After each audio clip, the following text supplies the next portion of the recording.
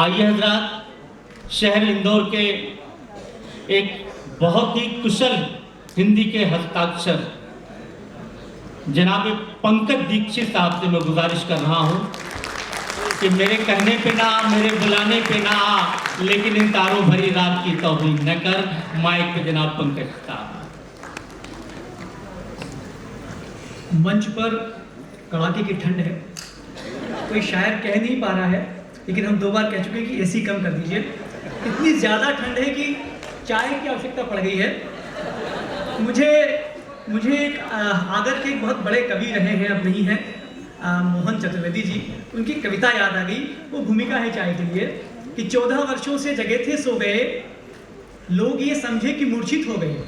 लक्ष्मण, 14 वर्षों से जगे थे सो गए, लोग ये समझे कि मूर्छित हो गए, और वेद सुषेण ने मंगाई जो दवा, हनुमान जी लाए जिसे होकर हवा, वो चाय थी संजीवनी बूटी नहीं। ये बात बिल्कुल सत्य है, झूठ भैया, चाय तो चाय आनी चाहिए, बिल्कुल आनी चाहिए। समर्थन करते हैं पंकज भाई आपकी बात में। सा माहौल चेंज करने के लिए मैंने भूमिका बनाई।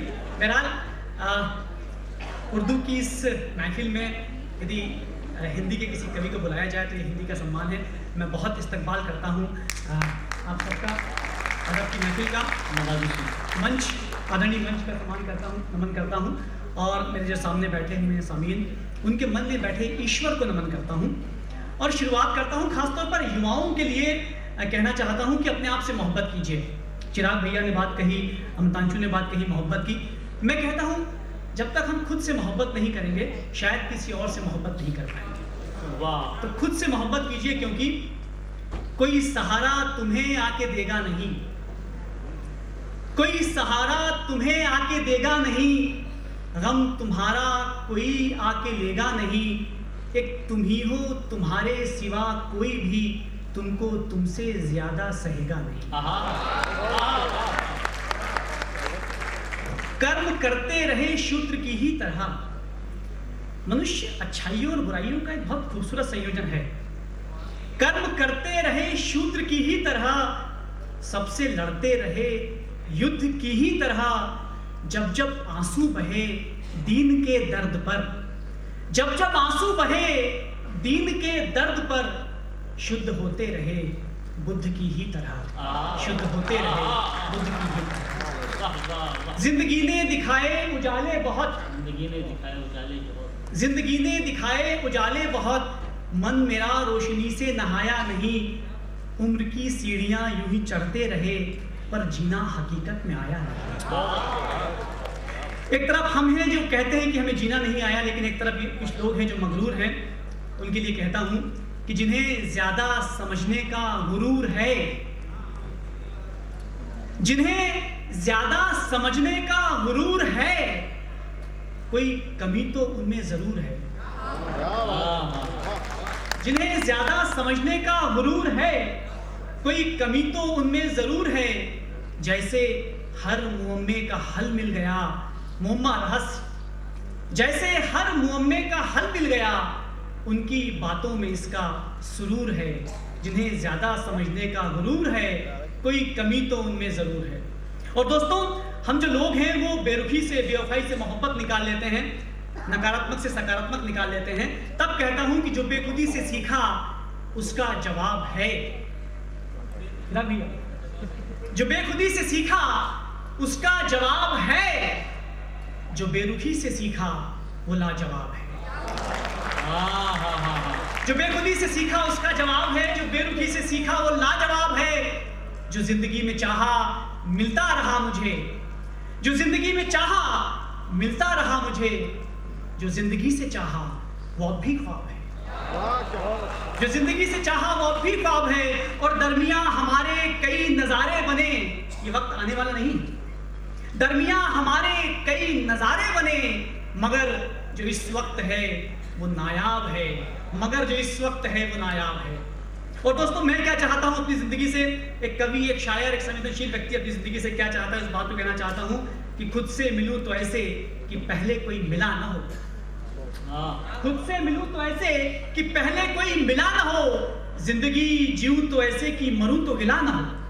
हाँ। खुद से मिलूं तो ऐसे कि पहले कोई मिला ना हो, जिंदगी जीऊं तो ऐसे कि मरूं तो गिला ना हो, कांटे बदन पे उगाएं लाख मुझे मंजूर, मगर रूह से खिलूं तो ऐसे कि पहले कोई खिला ना हो, जिंदगी जीऊं तो ऐसे कि मरूं तो गिला ना हो। क्योंकि समय समय पर समय की कीमत समय हमें समझाता है।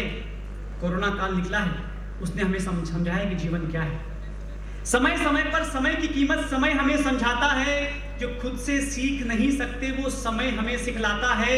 चाहे जितना दौड़ो भागो, चाहे जितना जतन करो, चाहे जितना दौड़ो भागो, चाहे जितना जतन करो, लौट के हर मंजिल का रास्ता घर तक ही तो आता है।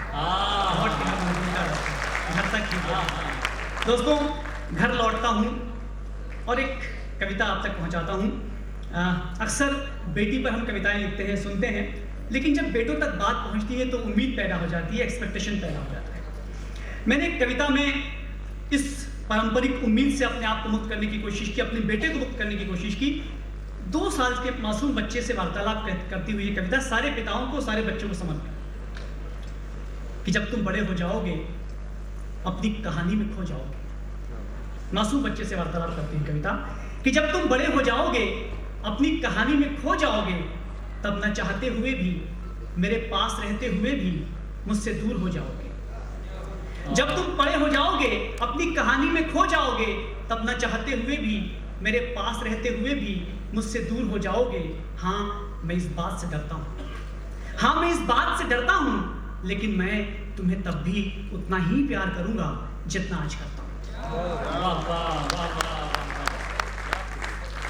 जब तुम बड़े हो जाओगे मेरी आहट से मुझे पहचान नहीं पाओगे। जब मासूम बच्चा आप जब घर जाते हैं तो आपके पैरों से लिपट जाता है और कहता है कि अब तो नहीं जाओगे। जब तुम बड़े हो जाओगे मेरी आहट से मुझे पहचान नहीं पाओगे, मेरे आने पर दरवाजे तक दौड़ कर नहीं आओगे और पूछोगे भी नहीं अब तो नहीं जाओगे। देर से आने पर मेरे न लड़ोगे न झगड़ोगे, न मैं मनाऊंगा तुम्हें ना तुम अकड़ोगे। और आज जो अपनी छोटी छोटी ख्वाहिशों के लिए मुझे इतना सताते हो, मेरी डांट का असर होता नहीं।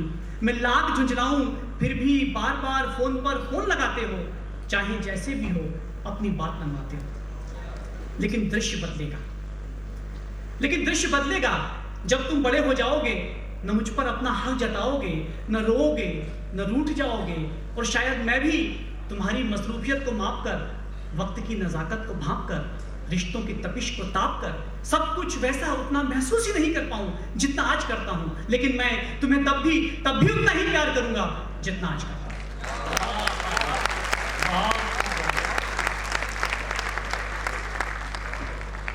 आज जो कभी आइसक्रीम, खिलौने, पपी और खरगोश लाने के लिए ऐसे पीछे पड़ जाते हो, हर बच्चा दुनिया का ऐसी जिद करता है। आज जो कभी आइसक्रीम, खिलौने, पपी और खरगोश लाने के लिए ऐसे पीछे पड़ जाते हो, मेरे मना करने पर गुस्सा दिखाते हो, फिर भी ना मानूं तो आंखों में आंसू भर लाते हो, और पिघल कर मान जाऊं तो खुश हो जाते हो। लेकिन दृश्य बदलेगा, लेकिन दृश्य बदलेगा जैसे मैं कर जाता हूं आज, तुम भी मेरी किसी जरूरी चीज को मिस कर जाओगे। फहरिस्त बनाकर दूंगा तुम्हारे हाथ में और तुम भूल जाओगे। मैं चाहूंगा तुम्हारा साथ और तुम पास बैठ भी नहीं पाओगे। और इतना होने पर भी शायद कोई मलाल होगा नहीं तुम्हें, और इतना होने पर भी शायद कोई मलाल होगा नहीं तुम्हें। और ना ही तुम मन ही मन वैसे डरोगे जैसे तुम्हारी हॉरर फिल्म की पेन ड्राइव छूट जाने पर घर में घुसते वक्त तुम्हारा सामना करने से मैं आज डरता हूं। लेकिन मैं तुम्हें तब भी उतना ही प्यार करूंगा जितना आज करता हूं।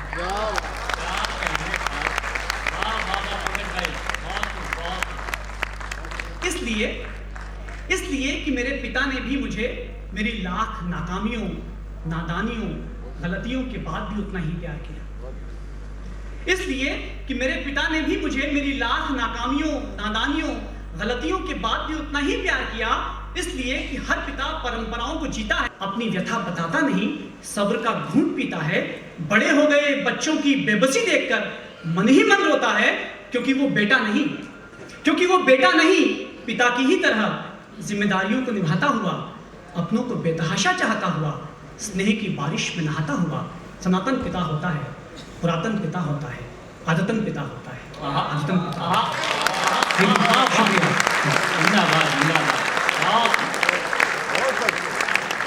मुबारकबादियाँ पंकज जी साहब, बहुत खूब बहुत खूब।